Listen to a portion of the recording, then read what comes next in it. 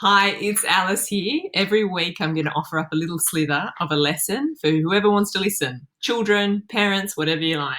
If you hear some panting in the background, that's just two very hot dogs who've been for a run. They might make guest appearances too. Now, why a ferociously scary image when we're already in a time of a lot of fear and anxiety? It's because today I want to plant the seed of antidotes, antivenoms. Why? Because I would like you guys to think about this. If an antidote is a medicine that we give to remove a poison, what do you think is the perfect antidote to helplessness, to fear? Have a little think, maybe pause it while you discuss and guess, and I'm going to reveal that it's hope. So what I want to do today is spotlight just a couple of people who clearly have that character strength, hope. And every week I'm going to build on it too and explain some of the blocks that build hope, so to speak. So, anyone know who this is? If you don't, get to know her. She's amazing. This is Malala. Now, Malala, if you picture her as a young girl, she grew up in a country called Pakistan. She loved going to school. And one day, the Taliban took over her country and said, "Do you know what? Girls can't go to school anymore. Kaput, you cannot go." And Malala thought this was ridiculous. And she spoke up about it. So clearly a very brave human. And she got on the bus to go to school, and a group of armed men got on the bus as well, and they actually shot her.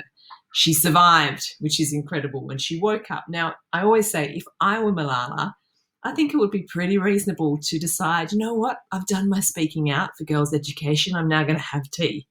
But Malala still speaks out to this day. In fact, one of the most famous quotes that's out there from Malala is this one. "They thought bullets would silence us, but they failed. Let us pick up our books and our pens. They are the most powerful weapons. One child, one teacher, one book, and one pen can change the world." She said that when she received the Nobel Peace Prize. She's the youngest person ever to receive that prize. Have a look at the character strength balloon. Which character strengths do you think have enabled Malala to have hope? Now remember, hope is incredibly important for creative problem solving skills. We need it to be able to fix things. So have a little discussion. You can pause this recording while you discuss what you think are some of her key character strengths, and maybe you have them too.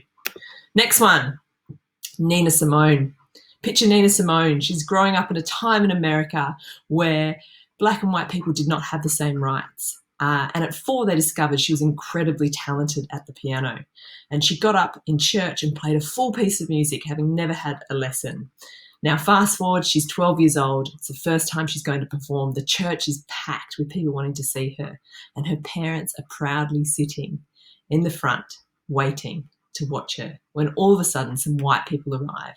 Her parents are told that she needs to move. They need to move to the back to make room for the white people. What does Nina Simone do? She waits, and she refuses to play until her parents are brought back.